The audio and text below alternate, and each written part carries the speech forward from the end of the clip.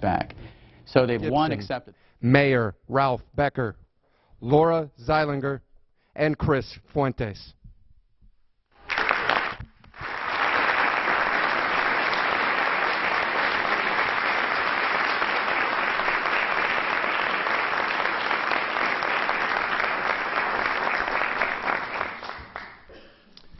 Thank you so much for inviting me to participate in the White House Forum on Veterans Homelessness. I'd like to take this opportunity to thank First Lady Michelle Obama for her devotion and dedication in assisting this effort to house our veterans, as well as the overall efforts, hard work, and outreach she has undertaken on behalf of all veterans and their families. In our society, every veteran and every individual should have a home. I'm here representing Salt Lake City, which of course I'm proud to do. But when I consider how Salt Lake City and our region has approached and addressed homelessness, and particularly veterans' homelessness, I know that I'm representing dozens of dedicated, selfless people and organizations that for decades have focused on providing housing for our homeless friends. The big difference between what we have been doing to meet the goal of eliminating homelessness in Salt Lake City by 2016, we're 75% of the way there, and the great success for our valued veterans has been the additional resources the VA and HUD brought to the table to join us in a singular effort to end veterans' homelessness. They brought increased dollars, increased staffing capacity, and the same valued approach to partnerships that we had developed in Salt Lake City. Let me tell you the story of one man I met recently. As a young man, Stacy worked in a high explosives unit in the U.S. military. After returning from the military, however, he spent roughly 15 years homeless in Salt Lake City, battling depression and diabetes. For the last 3 years, both he and his wife, Marilyn, also a diabetic, sought refuge at a local shelter, but without an insulin refrigerator and regular health care, managing their common condition was a challenge. This past month, Stacy, Marilyn, and their dog Buddy moved into a permanent home of their own. Stacy said, "Our apartment is like a safe haven. Sometimes I feel like I am dreaming." To the Obama administration, Secretary Donovan, and to the VA, I salute and thank you. When we can all combine our resources and work together, amazing results happen. We have much to do, so I don't want to leave the impression that we in Salt Lake City feel like we have completed our task. We are committed to ending homelessness among all members of our community. With the success to date with our veterans, the way and means are proven. Thank you for giving me, on behalf of the many dedicated people in our community, an opportunity to be with you here today.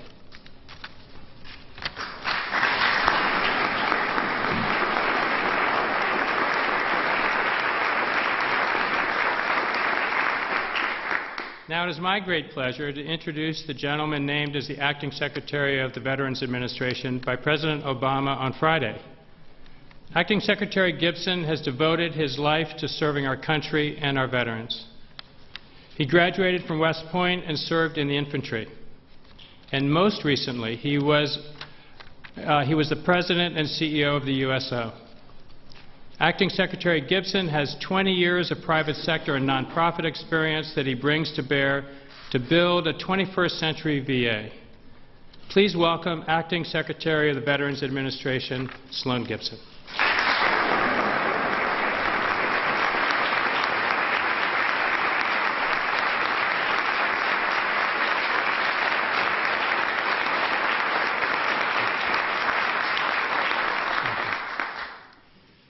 Thank you, Mr. Mayor. Ending veteran homelessness is one of VA's 3 agency priority goals. Under the circumstances, I would be remiss if I didn't at least mention one other goal that we have, and that's improving veteran access to VA care and service. As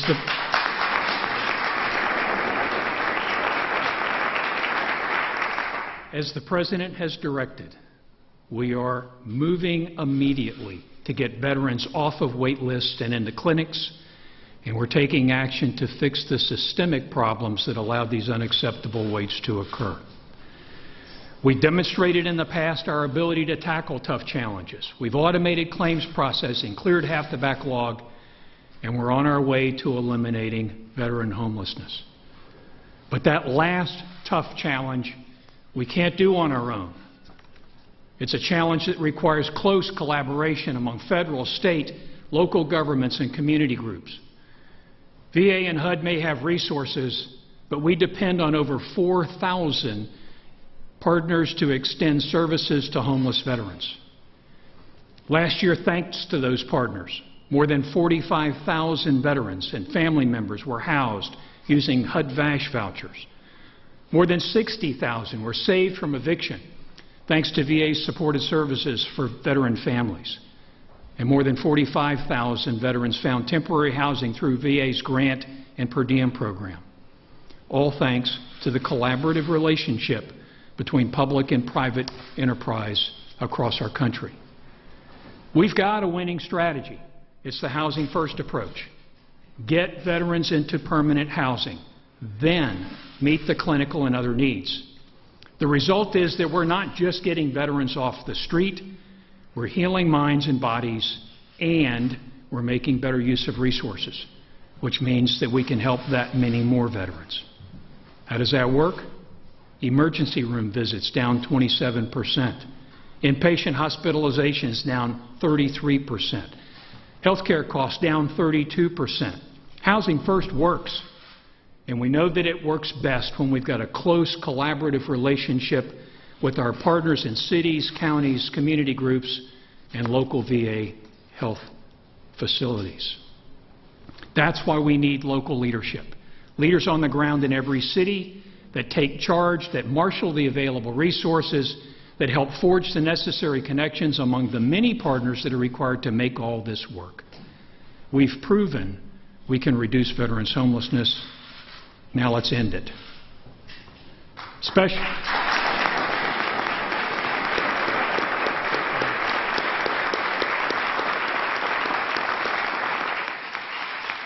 Special thanks to the First Lady for supporting this effort. And as I can tell you from my own personal experience from supporting so many other efforts for veterans and for service members and military families, thanks to all of you for taking up the challenge. We're depending on you. Much more importantly, our veterans are depending on you. Now it's my pleasure to introduce our leading federal partner, this year's chair of the Interagency Council on Homelessness, HUD Secretary Sean Donovan. Thank you.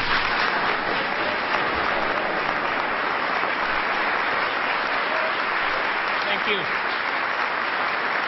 Thank you. Thanks so much.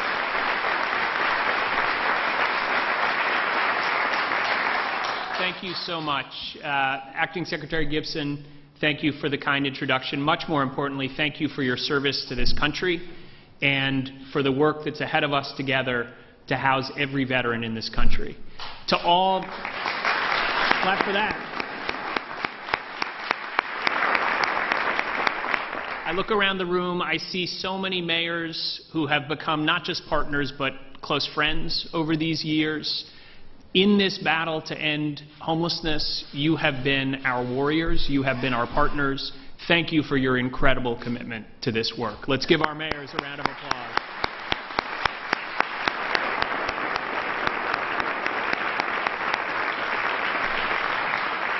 And to every other distinguished guest and friend that's here today, for the past 4 years, I want to tell you, it has been my great honor to help advance the goals of President Obama's historic Opening Doors initiative. This is the nation's first comprehensive strategy to prevent and end homelessness. It's an effort that reflects our country's most basic ideals and values. That every person deserves a fair chance to thrive. That we all benefit when our neighbors in need can lift themselves up. And that our country can actually solve big challenges when we're committed and when we work together. Over the years, we've proven that we can house anyone. Now our charge is to house everyone. And at the heart of this work is helping our nation's veterans. These brave men and women have given so much of themselves to protect our lives, our liberty, and it's only right that we give back to them. And Opening Doors is doing just that. Through the U.S. Interagency Council on Homelessness, 19 federal agencies have come together, working with all of our local partners, and we're collaborating like never before to enhance our efforts. We're using a data-driven approach at both the national and local level to maximize effectiveness. I drive my team crazy going through the numbers every month. We work very, very closely with VA and so many partners. And we've embraced the approaches that work, like Housing First, that are particularly effective for chronic homelessness. Now, as the First Lady is about to highlight, we have made tremendous progress. And local leaders like you have been instrumental. We have got to keep this momentum going. And that is why I am so excited to be here today with all of you. Together, we can give our nation's veterans not just shelter and support, but also new hope for the future. I remember visiting a veteran recently who we'd helped secure housing. As he was sitting in the first apartment he'd lived in 20 years, he told me that when he first walked into that apartment, he got on his knees and prayed. He said, "I now live like a human being." Like a human being. He said, "My future is brighter." Every veteran deserves the chance to feel that same way. And HUD looks forward to working with all of you to give our veterans that chance. Ensure that every man and woman who has served this country has a place to call home. Thank you for your support. Thank you for your partnership. Thank you.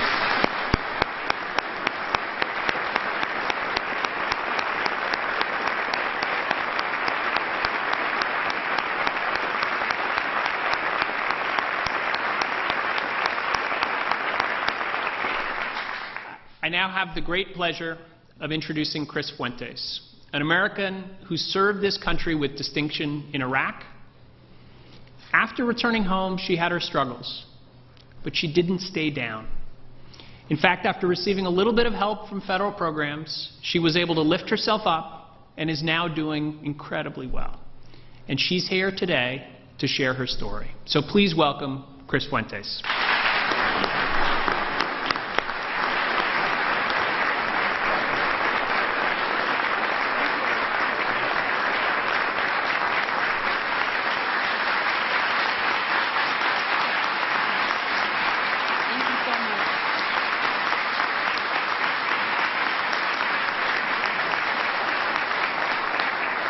Thank you so much for allowing me this opportunity to share my story.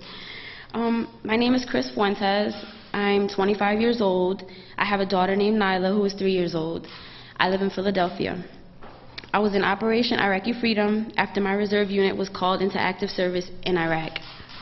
When I returned from active duty, my apartment and job were gone.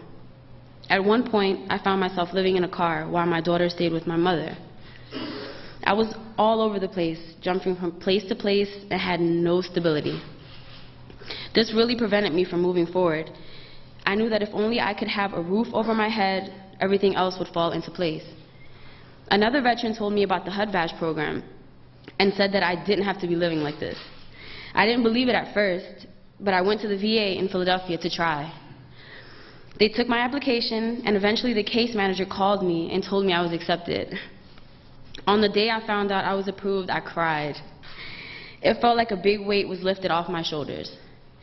My case manager suggested I apply for another program that helps veterans and their families called SSVF. They helped me to locate an apartment and gave me the security deposit and rent I needed to move in. They also helped me with the furniture for the apartment and helped fix my car so I could get to school. And when I moved in, I was able to reunite with my daughter. Today, thanks to these programs, we have a home again. I'm still in the reserves and I'm going to school on the GI Bill. I think it's very important to spread the word about these great programs. I'm going to take every chance I have to tell other veterans that they can get help from these programs, just like I did. These programs give veterans a second chance at life and allows them the opportunity to not worry about where they might have to lay their head at night. And now it's my pleasure to introduce someone who has shown her commitment to families like mine again and again.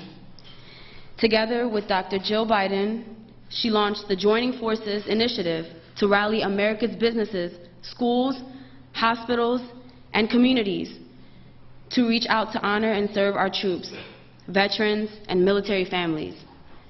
Not just in words, but with real concrete action. Ladies and gentlemen, please join me in welcoming First Lady Michelle Obama.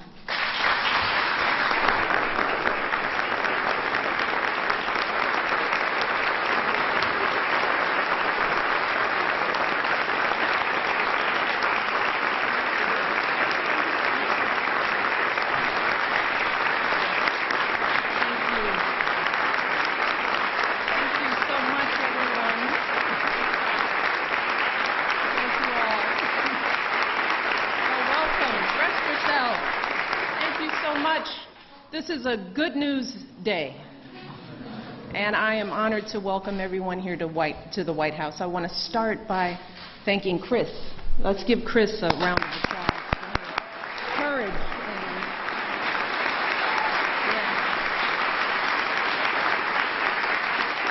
You know, I look at Chris and I go, you know, she's a baby, you know. I mean, she served our country and she's a baby.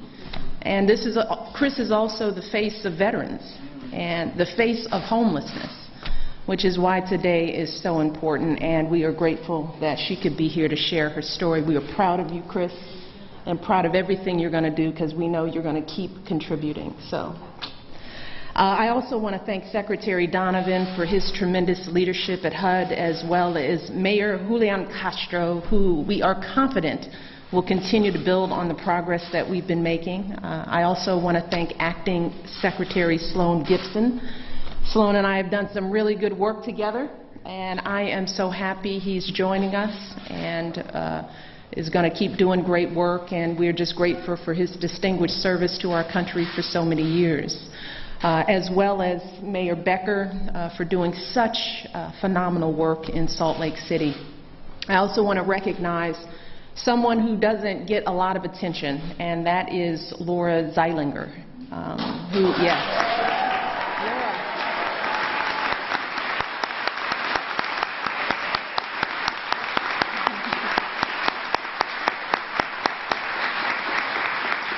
Today is the first day I got to meet Laura, but her reputation precedes her. She is the Executive Director of the Interagency Council on Homelessness. So for many of the advancements we've made, it's been because of the Council's work to streamline and coordinate our efforts across agencies. So I want to thank Laura and everyone from the Council for their outstanding leadership and service.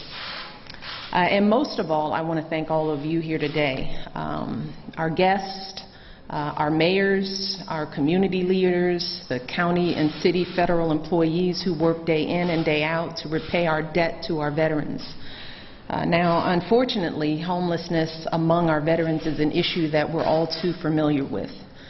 Sometimes we see these folks on our way to work, or when we're walking our kids home from school. We might pass someone as we're strolling through the park sitting on a bench and not even realize that he or she is a veteran. Maybe we say hello, offer to buy a sandwich, but often we just keep on going, rushing off to the next meeting, burying our heads into our smartphones. It's not that we don't care, it's just that we think, well, there's no way we'll ever solve this problem. That's just the way things go. But that kind of thinking starts to melt away when we better understand the stories of these veterans. The man who lost his arm in Vietnam, and when he and his wife's medical bills kept piling up, they lost their home. The Gulf War vet who injured her back and lost her job and then her house and spent months on the streets. The Army veteran from the Iraq War who survived cancer. But when she and her 2 kids were evicted from their home, they had nowhere to go. These are just 3 stories. Altogether, roughly 58,000 veterans are experiencing homelessness in America today, a number that fortunately has fallen sharply in the past few years. But whatever the number, these brave men and women have served this country with courage and grace. Some volunteered to serve, many others were drafted. They went off to faraway jungles and deserts and mountain regions. They saw their best friends fall in ambush or because of a suicide bomb. Some of them were left wondering why they were the ones who survived. And after all that, too many of them have come home only to fight a new battle, a battle to keep a roof over their head, a battle just to have somewhere to go when it rains. Now, I want to be very clear. The vast majority of our veterans return home in good health and good spirits.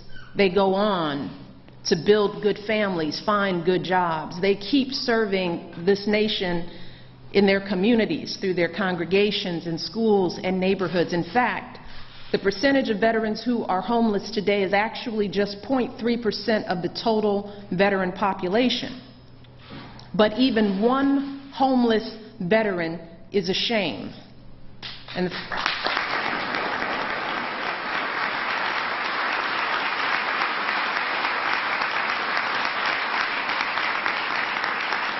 fact that we have 58,000 is a moral outrage. We should all be horrified.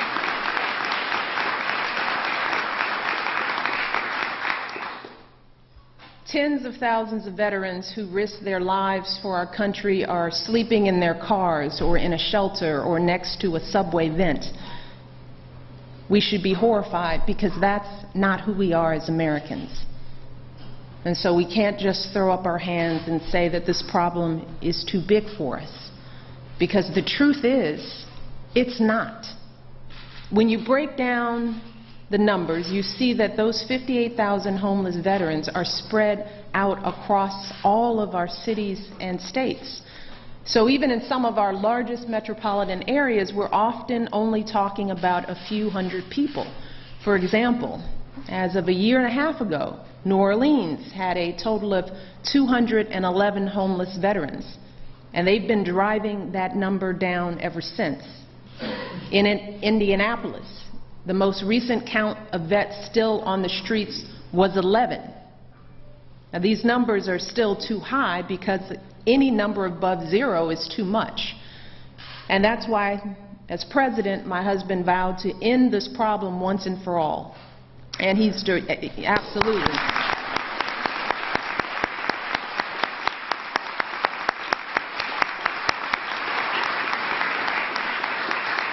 And he has directed record levels of funding toward helping homeless veterans, achieving historic success and getting our men and women in uniform into housing.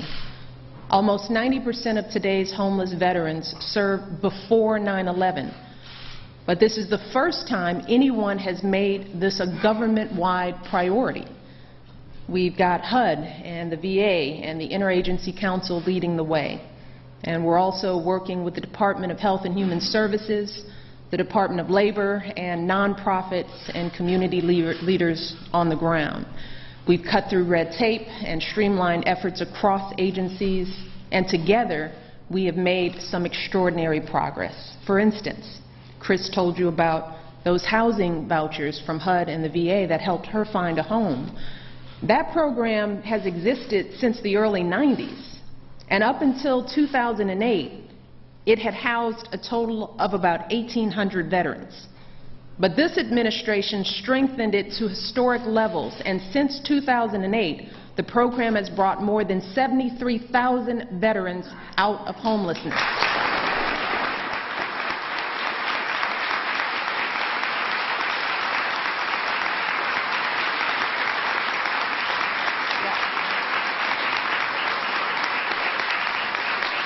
And I'm no mathematician, but somebody did the numbers for me. That means that in the last few years, more than 40 times as many veterans have been helped than during most of the program's entire history. And the other program Chris mentioned, the Supportive Services for Veterans Families, the SSVF, is a new program started by this administration 3 years ago to prevent low-income veteran families from falling into homelessness. And last year alone, it served more than 60,000 veterans and their family members, and next year, we expect that number to grow to over 100,000. Yes.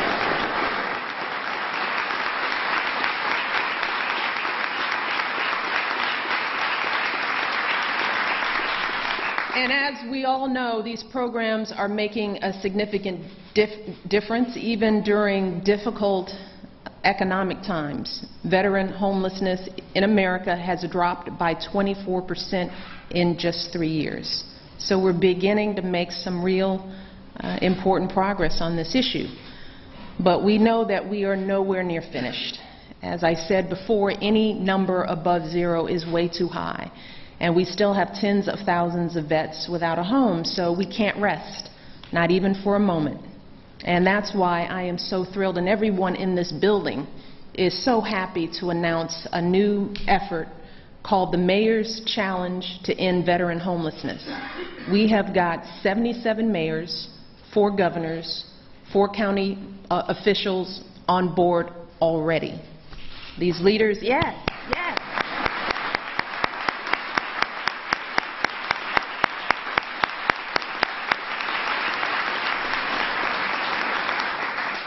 These leaders are best equipped to tackle this challenge because they know their communities inside and out.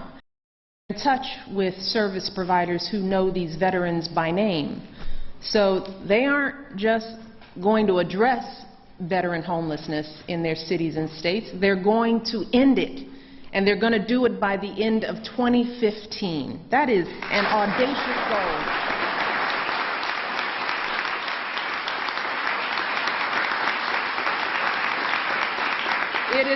It is an audacious goal, but it is achievable. It is absolutely achievable. We have seen incredible success at the local level already. As you heard Mayor Becker, as well as his counterpart in Phoenix, Mayor Greg Stanton, they've already effectively ended chronic homelessness among veterans in their states. In New York, they've housed more than 2,000 veterans in the last year alone. Governor John Hickenlooper in Colorado has been making some incredible progress on this issue for almost a decade. And Governors Mark Dayton and Dan Malloy in Minnesota and Connecticut are also on board as well. And we've got mayors like Chris Coleman from St. Paul, Minnesota, Mitch Landrieu from New Orleans, and Anise Parker from Houston. And all of these leaders are involved because this isn't just the right thing to do for our veterans. It's also the right thing to do for their budgets. Recent studies have shown that just one chronically homeless person can cost communities between $30,000 to $50,000 per year in emergency room visits, medical bills, law enforcement. For some individuals, it can be even higher. But the cost to give someone a home of their own is only about $20,000.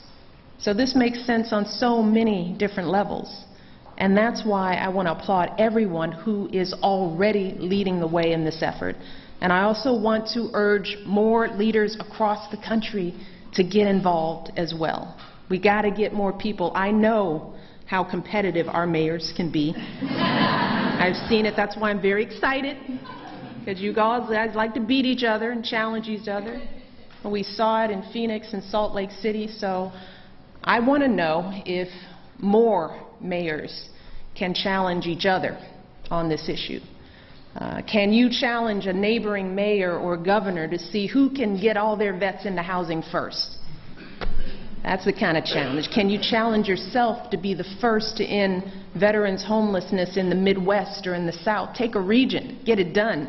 Can each of you get just one more mayor or one more governor to sign up? And this challenge isn't just for mayors, governors, and county officials, but it's for all of us, for businesses and congregations and community organizations. And that's where we hope joining forces can help. When Jill Biden and I started joining forces 3 years ago, one of the groups we were most concerned about was our homeless vets. But the truth is we didn't really know how to get started. But over the past few years, as we've seen federal and local efforts succeed, we've realized that this problem isn't too big for us to tackle. So today, in addition to announcing this wonderful new effort, we are issuing a call to action to Americans all across the country to do their part to take this issue on. We're asking all of you out there to volunteer your time to help these veterans navigate the system to find the resources they've earned. Maybe you can donate money from your business to pay a veteran's security deposit. Maybe you can start a donation drive in your community to support efforts to get vets into housing. And if your mayor isn't on board yet, well, light up their phone lines. Write into the newspaper. We all have power to make a real difference on this issue. We have the power to change lives here. You heard that from Chris. But we have another example. We have a wonderful man named Dorn Hacker, who's here with us today. Dorn served in the Air Force for 3 years, including a deployment to Korea during the Vietnam War. Now, he never saw combat, but he saw more death and devastation than most of us ever will. So when he got back to the States, Dorn says the first thing he did was kneel down on a patch of grass and kiss the ground. But then the months and years that followed, Dorn just couldn't shake the things he'd experienced. He started drinking more and isolated himself from his wife and his baby daughter. He ended up getting a divorce and falling in with the wrong people. And for almost 3 decades, Dorn was homeless. As he says now, he says, I tried to kill myself for 30 years, slowly. Said it got so bad that people were throwing change at my feet in the streets. And finally, Dorn decided to turn his life around. He wrote down a list of 21 things he wanted to accomplish. Things like opening a bank account, cooking in his own kitchen. He moved from Detroit to St. Paul, Minnesota. And once he got there, he walked across town to a local nonprofit that he knew could help him. And with their help and the help of the Minnesota Assistance Council for Veterans, he got into housing and a substance abuse treatment program. And today, Dorn has checked off all 21 items on that list. He is cooking in his own kitchen. Dorn, please stand.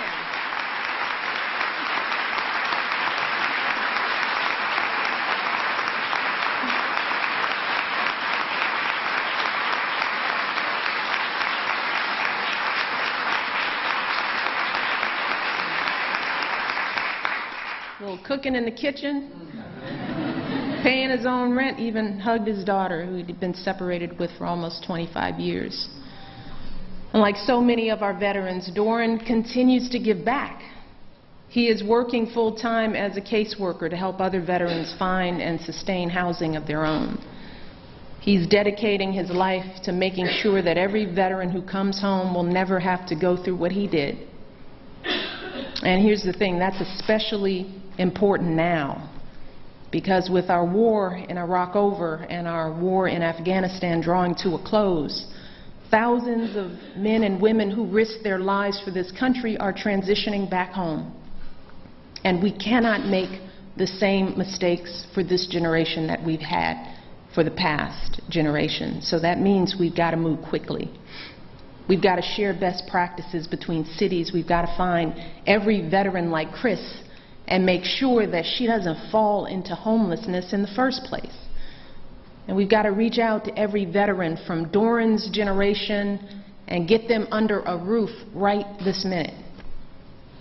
We have made great progress over the past few years because of leaders like all of you who refuse to accept veteran homelessness as a fact of life. And now we have to finish the job once and for all. Because when a veteran comes home kissing the ground, it is unacceptable that he should ever have to sleep on it. So,